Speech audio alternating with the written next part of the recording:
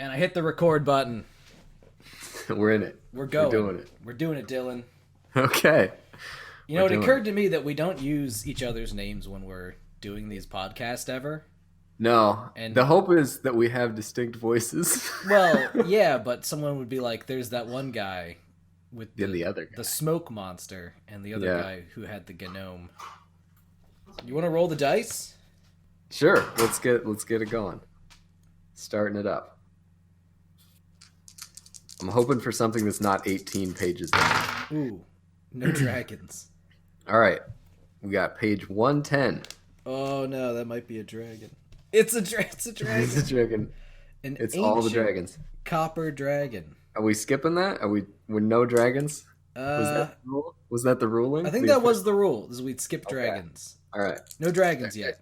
There's only 30 pages of dragons. So. This is a good one anyway. It's like... Yeah. All right, that page doesn't exist, so I'm going to re-roll just the hundreds place. Okay. We got 268. 268. 268. That's a nice. Scarecrow. Yeah, that's a good one. Try that out. And we don't have to flip through things.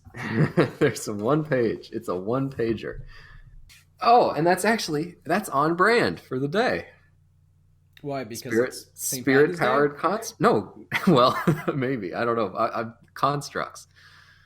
Wasn't that the plan? That's the theme? Well, it was just sort of rock monster. I guess, yeah. But statue, construct, rock monster, it all works. This is good. Yeah. Okay. So, I tell you what, it's nice having a monster that just has like one stat block. It really is. And it's not a big 14 help. of them. Yeah. All right, what do we have? Harvest time. Death revisits the Twilight World. I mean, I think most people get the point, right? It's the Scarecrow. It's a scarecrow. It's in a field. In the book, they're like, I don't know, put these around hags. And there you go. Okay. You've got them. These things are not very tough. It's a bound spirit creature, so there's like a lot of constructs where it's just like they put a soul onto it and they're like, all right, cool. It's alive now. We've explained it.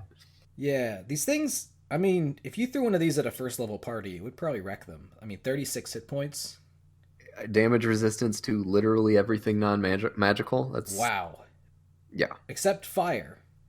I think that it gets a little bit of a pass on that because of the armor class. Right? It's really easy to hit at AC 11. Yeah. It's vulnerable to fire, and I think like a lot of early on cantrips and stuff have fire attached to them. So yeah, I think fire bolt is just 1d10. And yeah. There's Sacred Flame, or is Sacred Flame radiant damage? I don't remember. I think it is. But they'd still get hit with that, so it's fine. It's immune to charmed, exhausted, frightened, paralyzed, poisoned, unconscious. So you just got to kill it. Yep. And then the claw attack isn't. It's actually pretty good at 2d4 plus 1. Yeah, it's consistent. It's going to be consistent damage, and it has to. Yeah, and it can frighten them. So if it gets them with the terrifying glare, then they're just paralyzed too. So it's just going to rip them to pieces. Oh man, yeah. I like that it can hide in plain sight like that.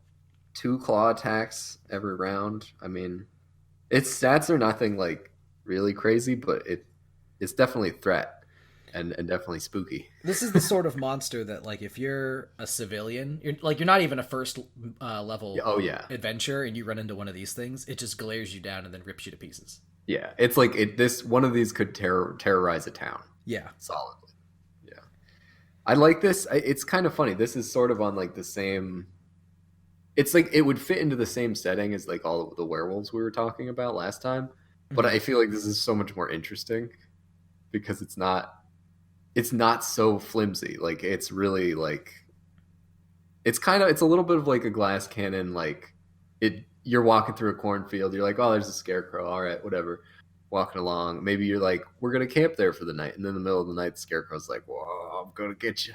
Well, here's the thing: if you are walking through a spooky cornfield, and your DM mentions there's a scarecrow, you're probably gonna expect it. Yeah, you're not gonna get caught off guard. But that first one's not. That first one's a real scarecrow. It's like the second or third one that gets you, or it's like you see a scarecrow. And later on in a different field, you see the same Scarecrow. You're like, that Scarecrow looks familiar or something, you know? Well, they would. They're Scarecrows. They kind of. You'd have to describe it having some sort of weird. Like this guy has like a weird man bun of hair. Like a specific hat or something. Yeah. I like how they did two different artworks. They're like the real artwork, and then here's just our extra bonus artwork. Yeah. Freddy Krueger Scarecrow. I really appreciate a lot of the artwork in this. I think it gets the point across for most of the creatures very well. And this one is really like it's supposed to be made out of like sticks. Sticks and hay and garbage, just burlap sacks. I mean, so yeah, I guess how would you use this, right? I think if you were having them travel somewhere, you could just have either you're right, a town where they don't go out at night because there's scarecrows that just show up at nighttime and just rip people to pieces. But if they were whenever they include monsters that are sort of like, oh yeah, these are servants of blank, it's always fun to sort of put a couple of those around. If they're going to go deal with some hags or something, that gives it longevity too, because you can this can be a minion for a regional bad or something, like somebody you're going to go up against, but maybe not immediately. This is your first taste of them. Yeah. I don't know how I would use this monster in like a dungeon setting. Like maybe you were doing some sort of haunted corn maze. See, that could be kind of fun too. Is like, what if it was like, you actually do that. So like there's like a festival and like instead of it being like just like a bunch of kids screaming and running around a corn maze, it's like kind of a challenge. Like adventurers get sent into a corn maze. They have to fight this thing. It could be kind of different. I feel like this is one of those types of encounters where sort of like it's going to happen in an open area most likely, so you have to contrive a reason to be somewhere where visibility is more difficult. Maybe it's foggy or something, but that makes a lot of sense for a cornfield, right, at night. Yeah, and for a scarecrow in particular, it's like high up and you can just see it from far away. Yeah, it'd be up on a stick, and then you look over again and it's gone. Like, oh no, that's not great for us guys. Yeah, that would be good, but you can't have it up there for too long because I'm pretty sure most people would be like, oh, well, my longbow range is 240 feet, so I guess I'll just shoot it at that distance. It's got to have the cover of the crops, or like you're in like a bramble maze or something. Yeah. Yeah, I definitely like that they give you the like hags and witches often bind scarecrows, the spirits of demons, right? So you kind of have almost like you have a lot of storyline that you can get out of that. Because you can not only have the hags and witches, but you can be like, and there's this demon, and he just happens to inhabit the scarecrow. It's kind of how you were doing with that mannequin, with that one thing recently. You mean the giant statue? Yeah, like the spirit went out of the statue and into the mannequin, but the mannequin was garbage, so he really couldn't do anything in there. Yeah, yep. That was the Eidolon from I think Mordenkainen's tomb. Yeah, but I'm saying like it could still be like this is just a kind of crappy body for a demon. This would require some editing, right? It says it understands the languages of its creator, but it can't speak. You could kind of use these as like minions of a demon who just like puts himself in it for a little bit, like a real or like spooks a town. That's not a bad idea, right? Like to expand on this creature type, because I think most of the time you're going to see this, it is going to be a witch is trying to keep watch over a town or something and spook the populace, but expand it out a little bit to be the demons directly controlling this. He's messing with the town now. You can't stop him. Yeah, and because they have the thing where it says like if the creator dies, you can do whatever you want with it at that point, pretty much. Yeah, you can just have a bunch of these things were built a long time ago, and they're still just around this cursed area. See, like that could be really interesting too, because you get a lot of flavor out of that with like, there was this great evil that inhabited this area and everything was like controlled by it, but it's gone now and nobody knows what to do with all these. People just don't go there or something, like a ruined farm town where it's like, there's like zombie villagers just like doing the crops and these scarecrows wandering around. Oh, that's pretty metal. I like that. Yeah, like nobody knows what to do about it. It's just like, don't go there. Just don't deal with it. These things are pretty good for CR1. I I think there's a lot of cool enemies at like CR1 and 2. I always feel bad for the stuff that's under CR1 because I think that either they get ignored or they're total cannon fodder. Yeah. And I usually try to beef them up a little bit and try to fit them in somewhere. But I actually am really happy with this, the way the stats are laid out. Because 36 hit points, right? Like it only has 11 AC, so those aren't going to last super long. But if he's got some crowd control going on, so he's fearing people, he's paralyzing people. So if like half the party is incapacitated, an AC 11 creature with like 20 hit points left is still going to mess you up. Yep. And depending on what level they are, I mean, he could probably one shot a wizard. Oh yeah, Level 1. yeah, Level 2, he's gonna like almost do it probably, but he probably won't do it. yeah. Dark vision. He can get you. Of I've course. been kind of disappointed the last couple of parties I've been in. It's like everybody has like some kind of dark vision or low light vision, so it's like pretty irrelevant. But it'd be cool to have that be an advantage. Well, they gave it to everybody but humans. Yeah, so it's just pointless unless you're like enforce a human party. It just doesn't work. Yeah. I'm pretty happy with this. I didn't actually know that this was in here. I haven't super in depth read through this. I've looked for a couple things specifically, but I like this. I like this one. Yep. I think that the best D&D is like 2 to 6. I like up to about 10. After that, you get really strong, and it's hard to balance. Yes. But at 2 to 6, like a goblin is not the end of the world, but at level 1, it's just way too swingy on who rolls 18s. Yeah. And once you hit level 18 or 8 even, it's like, here's a goblin, and you're like, I don't care about him. He'll die to like a random passive thing that I don't even pay attention to. We'll just AoE the whole room, and it doesn't matter. Yeah. Yeah. Well, do you want to roll again? I mean, that wasn't very long. We talked about scarecrows. Yeah, let's go again. Let's do it again. We could hop across the page too and just do shadows, but I feel like we should roll. Yeah. Let's work our way through. All right. What do we got? That doesn't exist. So we're re-rolling that other... Nope. Same number. We got 281. That's not far. That's some type of sphinx. That's a sphinx. It's the Andros Sphinx. They are lawful neutral. There's different. There's just a whole variety of. There's two of them. There's like the big mean one and the lesser not big one. Okay. Oh, they got lair actions. They got 3 roars. Pretty serious. Yeah. Okay. So. All right. So they're divine guardians. They seek the treasure of the gods. So this is your typical kind of maybe not riddle, but like magical tests. I guess Sphinxes are, I guess they're like big puzzles. You basically just like, here's my puzzle, and just to make sure that you do it right, there's a Sphinx, and he gets you for cheating. Well, and also it sounds like when you fail the test, the path to the object or knowledge it guards vanishes. So like if you just fight a Sphinx, you lose. It's like a fail safe on it. Well then, yeah, and you become an enemy of the god that placed the Sphinx as a guardian. Oh no! Does it say how they're made? Well, okay, let's see. They're just made by gods. It looks like. Yeah, Sphinxes are high priestess. High priests of the gods that create them. Some are just embodied spirits. So, yeah, it sounds like they're pretty much either like kind of appointed or like, gifted the ability. If they were, humanoid. Would you ever consider... would you ever consider doing like a Sphinx as the villain instead?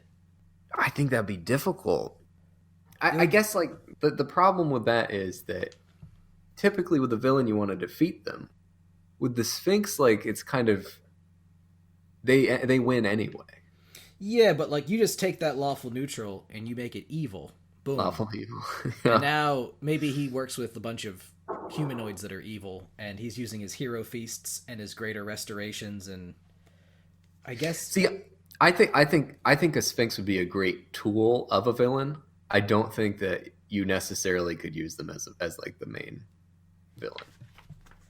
The reason I say that is that you could have a villain use a Sphinx to hide something and like maybe manipulate that somehow, but such that if like the party needs that whatever the MacGuffin is, they can't just fight the Sphinx. It won't work because then they'll lose it. They'll lose whatever they're looking for. Like, I think that could be really interesting to That really to play into the magical test thing and just like actually like if you just kill this thing, you just lose whatever you're looking for. what sort of test would you do then instead of just fighting it? I mean, it's very silly, but you can honestly have them just fight it, and then it just calls it a day when it's happy with them. Uh, I mean, it's they're built like a truck. They're very intense. You can fly 60 feet, like 17 natural armor, 200 hit points on the Andro Sphinx. The Giant Sphinx a little bit easier, but still like 18 strength, resistance to everything that's non-magical, immunity to psychic, immune to charmed and frightened, true sight 120 feet. Like you can't sneak up on it. These are really serious. These roars, right? First roar, frightened for 1 minute.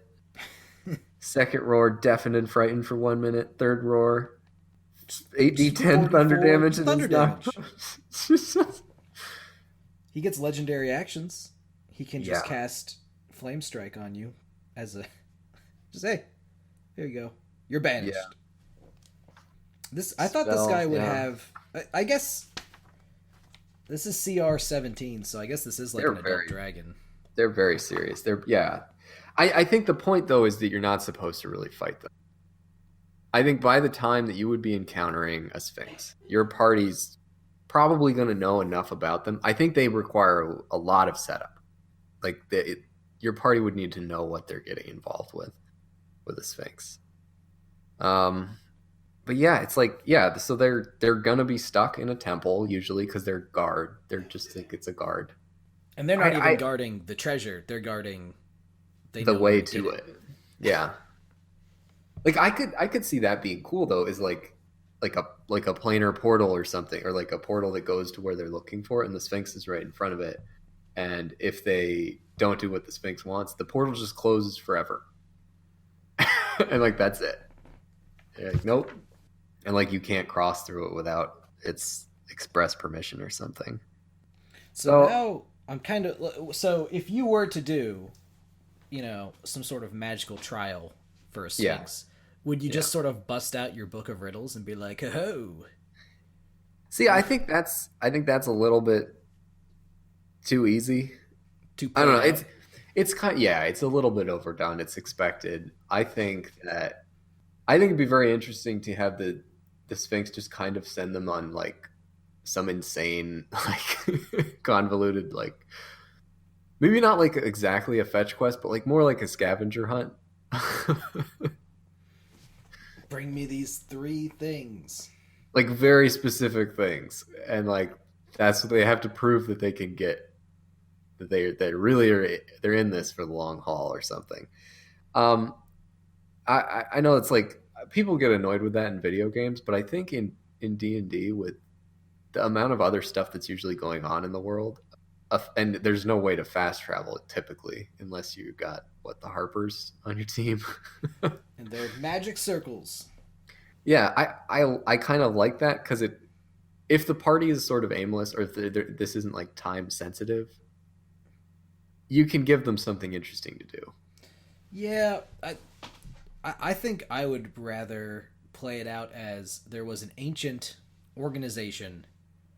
They got a Sphinx somehow to guard whatever it is it's Yeah. guarding, and it probably just doesn't want you to get it. It's like, no, you're not a member of like the ancient order, so you can bugger off. And then you just have to kill it, and you get the stuff it was guarding, which could be books. I would just ignore the whole like, oh, by killing it, you've lost already.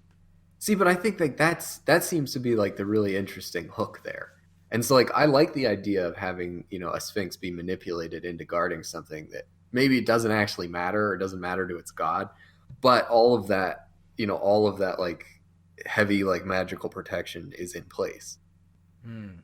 And like it's been like, enthralled by some like, being from a far realm that it thinks is its deity or something. Maybe then the trick isn't to convince it that like, oh, I'm worthy. It's to convince Yeah. it that you're one of the people that it was supposed to let have the thing. Either that or like convince it of the truth that it's actually like, been manipulated. Because I'm gonna assume like, intelligence 16, wisdom 18, charisma 23, Sphinx is like, I'm 100% sure of this. This is like, I know what I'm doing. You're a stupid human or elf or whatever, and like, you don't know. I'm That's kind guarding of this thing weird. for important reasons. It's kind of weird that it has intelligence of 16. Yeah, I think part of it though is that like it's not super questioning of it's what it's guarding. It's got all this charisma and wisdom and stuff basically for its spell casting, but Yeah. but it's really much more that it's like this, really zealous guard. Hmm. Not super thinking into all the details of it. Do you want to get into the differences between the two types of Sphinx? Is it literally just there's a male and a female one? No, the female one's smarter and has like I think more utility spells, Okay. whereas the big beefy man one is like I'm gonna roar and kill you. You're gonna die. No, like I think the big beefy one is the one that you're supposed to use as a like literal guardian who's been tricked or something, and you're just supposed to go whoop his Okay. ass. Yeah. And then the Yeah. female one is supposed to be the one that like you're like, oh, I need to find out where the wizard tower is. Where do we go? And an old man's like, the Sphinx knows. Yeah. I don't know. It's kind of weird. I feel like I would really have trouble fitting these into just like a normal setting. Like I feel like it would have to be like a really high magic setting where people would just go talk to a Sphinx mountain. Or like There's yeah, like real oracles and mythical one. yeah. Oh, well, like you could do obviously the Egyptian setting, but like I think it would have to be like kind of like a gods are walking among us type situation where there's really crazy stuff going on, and it's like the party's sort of trying to reach into that as they progress. You could also do it in a way where they have to go on this huge quest into like a remote mountain area just to get to the thing. Yeah, And then see, and then that could from be there cool. they have to convince it that they're worth helping. Yeah. Which I guess in previous stories would be like they answer its riddle and it's like, wow, these guys must love riddles. I love you, riddles. you I'll know tell what them I would whatever they almost want. you know what I would almost want to do with the Sphinx, as far as like solving its puzzle. Do that. Put it in this crazy area that's totally doesn't make any sense. Like kind of like maybe even like a Feywilds type, but with like ruins, Hmm. where it's absolute nonsense. And there's mazes and puzzles and nothing makes any sense. And the rules are changed and gravity's upside down in a room and all this crazy stuff happens. And they're like, oh my god! And now we have to deal with the Sphinx. And the Sphinx is like, that's the test. Here's the info. Here's what you want. Because it's like been watching them the whole time or something. And so just kind of like a nice prank, yeah. You I thought it was gotcha. gonna get worse, but it's actually you solved it. I don't know that I would use a Sphinx. Then you have to come up with a crazy maze with like Yeah, yeah. I think that's my big problem with the Sphinx. It's like it feels very like the DM is doing all the exposition. It's that sort of setting, mhm. where go on my wild quest to find out this information instead of like using contacts they've already made or like if they're taking notes on people they've met, maybe there's somebody they actually already know that has this information or can find out. I think I find that a lot more compelling, where it feels like the party has some more agency, and I think the Sphinx is kind of like here's a brick wall to solve for a MacGuffin. I think that if you were doing a really open world campaign, like really Yeah, open world, yeah. and the players are like, we got to find out where this castle is, we got to find out where this magic sword is or whatever. And they You could drop literally a had Sphinx no in there. idea. And you had given them like maybe a couple leads existed Oh and they yeah, just ignored yeah, them. At the yeah, very least, they could look at the map you drew up or whatever and say, oh, Sphinx's Peak. yes. But Maybe like the the Sphinx can Sphinx's help us. tower, or like ruins of the Sphinx or something. They're like we could see, what they'll help us out with. That could be interesting, and I just yeah I think that's really that's a great way to use it. I like the idea of like a manipulated or like, otherwise, out of place Sphinx. I'm not super sold on them like as written, I guess. They can just sort of be difficult to use without going all in on the tropes. Yeah, I think that's really the thing is you can't just fit them in. However, they're very much like a very specific thing. I think they would work if someone had never played D&D before and they made an adventure, they would probably throw a Sphinx in there. I mean, it's cool. It's kind of bombastic. It's got a lot of cool stuff that it can do, but I also think like, yeah, it's it's sort of not expected, I guess, because I don't think I've ever played a D&D campaign where there's just a Sphinx hanging out. But it's that sort of narrative block where it's like, do the Sphinx now, or go see an oracle, Yeah. or Or it's the Hydra. It's the Hydra. Oh no. We gotta fight a Hydra now. Yeah, you're like, it's like just we're doing check boxes for just like Greek myths. Yeah. Like specific things. You're gonna go to the underworld to save your dead friend. Like that's sort of like it would make for totally a solid adventure, but it's not super exciting. Yeah, it's just sort of it's like, oh, I guess we're doing that. That's what we're doing today. We're gonna go talk to a Sphinx. There's a riddle in here. Did you see the riddle? No, I didn't pay any attention. It's at the very bottom left corner. What is the riddle? Round she is, yet flat as a board. Altar of the Lupine Lords. On black velvet. Pearl in the sea. Unchained. Yeah, well, okay. Fine. The wolf thing. That's too easy. Get your stuff together. Yeah. If they're talking about a round thing, it's probably in the sky. Yeah. That would be pretty funny though. Like it's just that's the riddle that they use. Doesn't even get to finish it. It's the moon. Guys, it's the moon. And the Sphinx just keeps going and just like sighs. Just it's like come on. It waxes and it wanes and there's a man on it and you're like, it's the moon. Like, it's made of cheese. Yeah. That's sort of the thing. Coming up with like a really good riddle too. That's something I always struggle with. There's like a balance between being way too subtle and just telling the party exactly what it is. You have to the good riddle, the ideal situation is they think about it for 3 minutes and then someone's like, I got it, it's the moon, and you're like, oh, great job. But probably what's going to happen is either A, they're going to yell the moon before you're halfway through it, or it's too hard and they're just not going to get it, and then they're like, well, now what do we do? And you're like, I don't know, you're supposed to solve the riddle. And then that's not fun, right? Like that second circumstance where it's as easy as possible. You put up on there's like runes on the wall in a language one of them speaks. Nobody's even attempted to read them. And it's like, come on, guys, you could do it. Well, that's why you have to do that stuff for like it's a secret room with a special staff in it or something that they don't really need, but it's like nice bonus stuff. It just does some extra work. Yeah. All right. Tell me about your rock monster. Rock monster. Yeah, so I did more of like a template, like sort of how you can apply like ghost statistics to anything, or like what's the other one? Like a skeleton. You can make anything into a skeleton or a zombie. You actually played with these when I was prototyping them, which was the constructs that actually like become weaker as you hit them. The blue guys, the blue band group. Yeah, I think those were blue. But really, like, it could work with any kind of, ideally, like a statue, just because the way that I planned it out was basically like, they have blocks of hit points. Typically, like, I just put the same hit points on everything. So, like, you'd be like, if you want to make an easy one, you're like 5 hit points per arm, 5 hit points per leg, 5 hit points on the head, and 10 hit points in the torso. Right, and that gives you, you can roll a d6 to figure out where the damage is placed if you're not doing like a called shot system or whatever.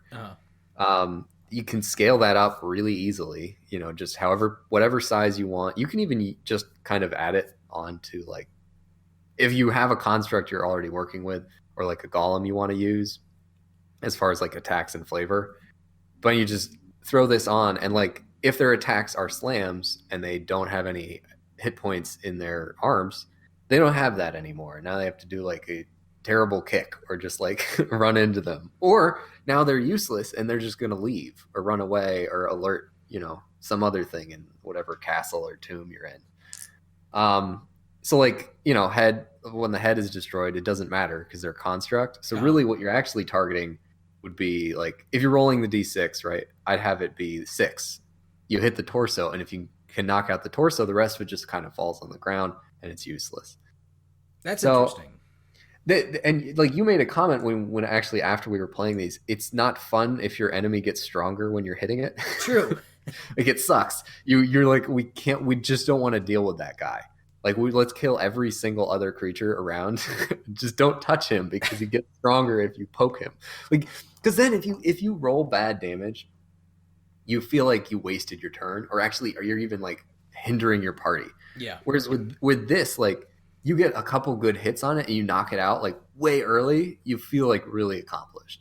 It's fun. It adds a little bit more flavor to a construct, and it really I feel like it makes more sense with a construct too, because like if you're just like bludgeoning a rock monster with all kinds of like your maces and magic blasts and whatever, wouldn't it kind of get like a little roughed up and damaged?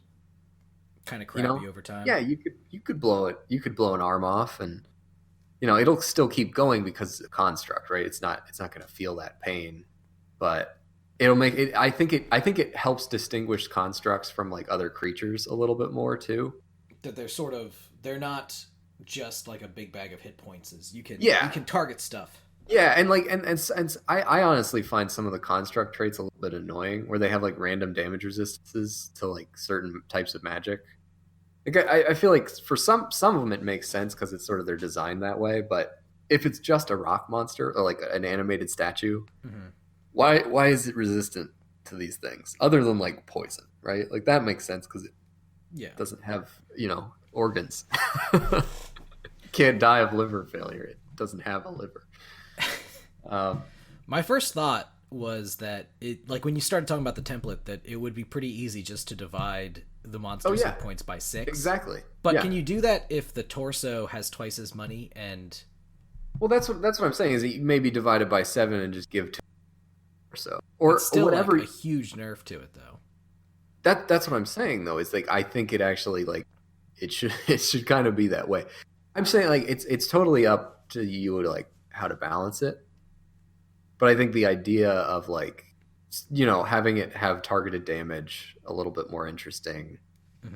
Like if it loses a leg, now it has half movement speed. If it loses both legs, now it's stationary, but it's still going to wail on you with its arms and whatever magic abilities it has from a distance. Yeah. I think that the way to go would be to make the torso like almost half of its hit points. Like a third to a half, yeah. Yeah, and then everything else is less because you want to be able to take out an arm and make it weaker for a fight that's gonna like go on for a while. Yeah, well, because it's much more interesting too that way. I can agree with that. Yeah, but yeah, and I think the main thing with that too is like if they have a weapon attack, try to get that arm. You could even like as a DM, you could even be like, you can target your attack at disadvantage, whatever you want. Or I kind of like the random thing where it's just like, oh, you hit him in the leg. Yeah, left leg. That's good for you. Yeah, you could do something that's the opposite, where something that can happen where they like stick another arm on. Oh yeah, like if you knock an arm off, and they could just like maybe they can pick it up and reattach it. Like that could be an action for them. They would just move over, grab the arm, put it back on. I don't know how you deal the hit points for that. Maybe it's like at 1 again, and it's like about to fall off, or it's like half regenerated, something like that. Like a Hydra or something. Right. Yeah. Well, yeah. I mean, it gives you options. I think the one thing that's interesting about this, though, is it raises philosophical questions about what is HP anyway. Yeah. Because it's a construct, right? So like, technically, why does it have health if you're gonna just beat the crap out of it and it just like kind of keels over? Like, shouldn't it still be able to function until it's like literally turned to dust? And even then, it's probably gonna turn to a spooky dust monster. Dust monster. Yeah, you put it in a trash compactor. So like, I'm gonna get you. But no, I I think that I heard an interesting discussion recently that like player characters HP is basically their luck, Yeah. their luck running out. Where it's We, like because they don't like in D&D you don't have those kind of injury mechanics like certain other RPGs have. you just sort of, take damage until you're down. And then you just take a nap and you're like, all right, I'm good. Wake up. I mean, yeah, if you've got 100 hit points, if you're like a level 15 fighter, and a goblin rolls up and he rolls he hits you, and then he hits you for 8 points of damage. He's not literally stabbing you in the torso. Yeah, because he's gonna be there all day. Yeah, he has to maybe nick you a little bit, and you're like, oh, that was a close one. It's a good thing I have 100 hit points. Yeah.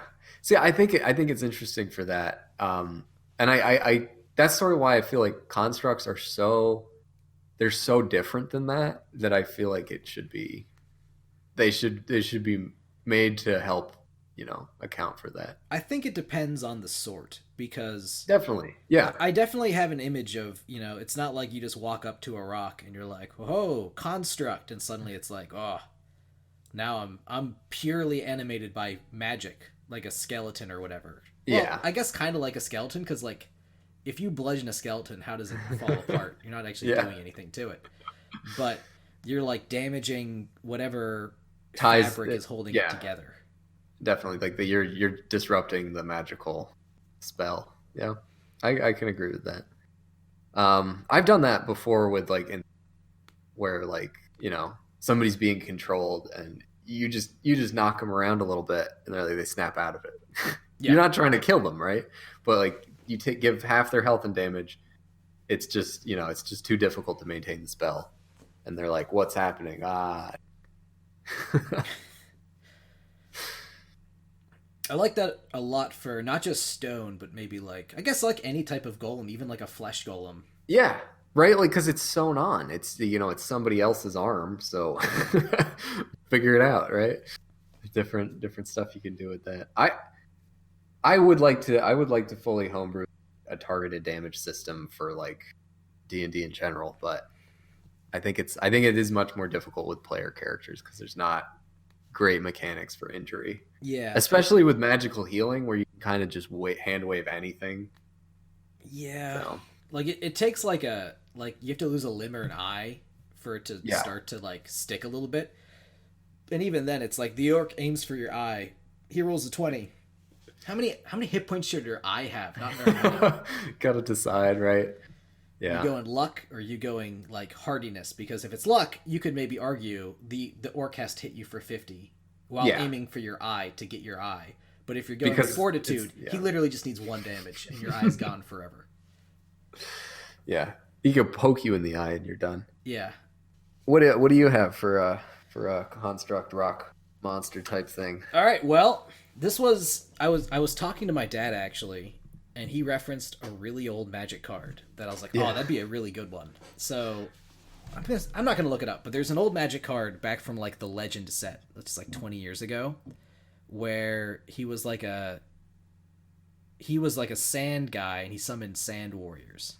And I was thinking of different constructs, and I kind of like the idea of these sand warriors just pop up every turn, and they have 1 hit point, and they only hit for 1d6, and maybe they get a +5 attack bonus.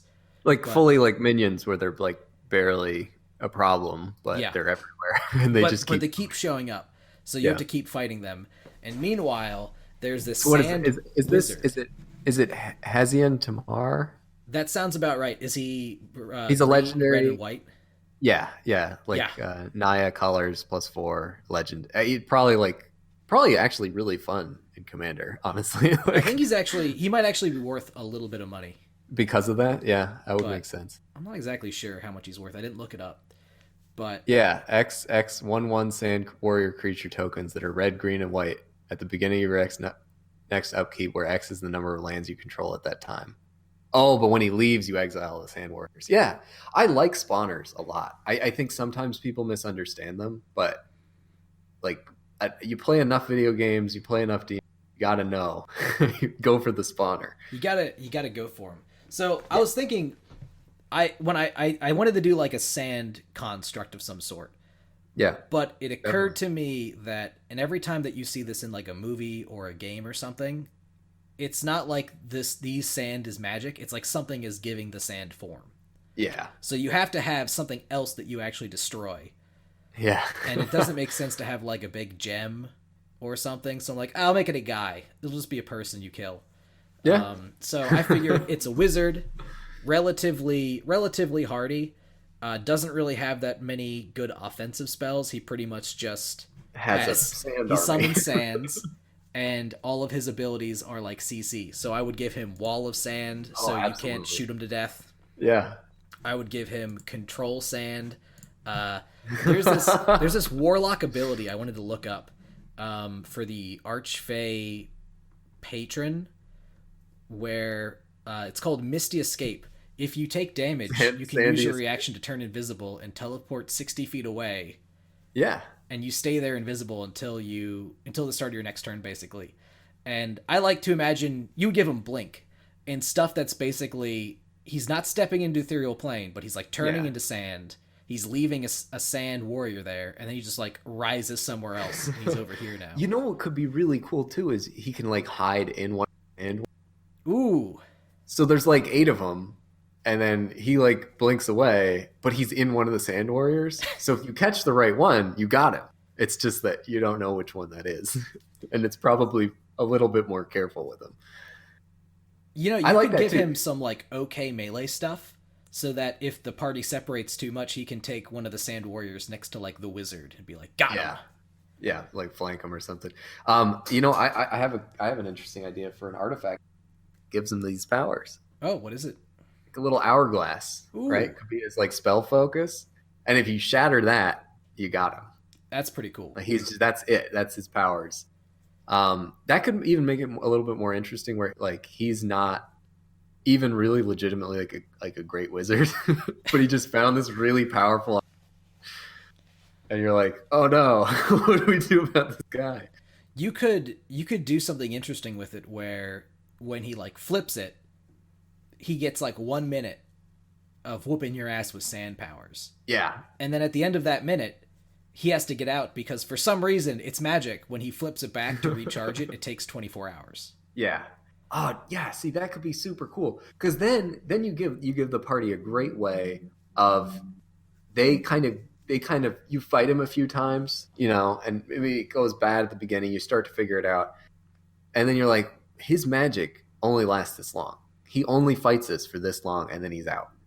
So we got to fight him, and then we got to track him down immediately because we'll get him. He has no powers.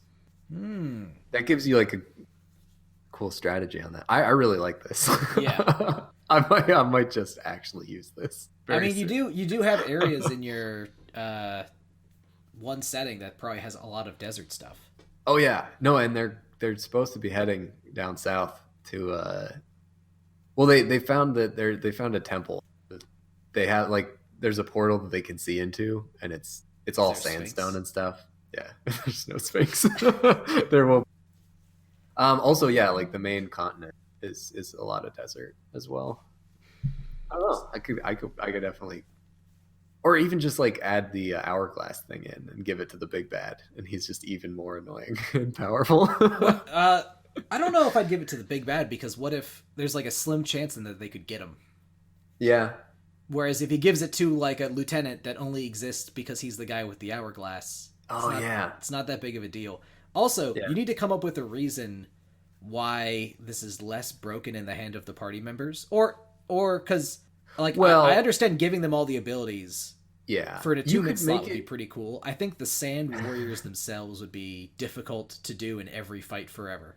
What I think it would be more like it's like this cursed object that is tied to like it's like almost tied to like a patron type situation where like you get the object, but it only grants you this power if you like really like, give yourself up and sacrifice for this, for whatever power is really behind it.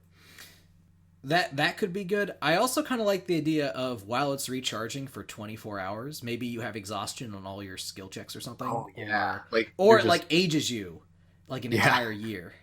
that could be cool too. So it's like it's very much an emergency thing. Yeah, like they don't want to use it all the time because it has like a really drastic downside to Yeah. recharging it.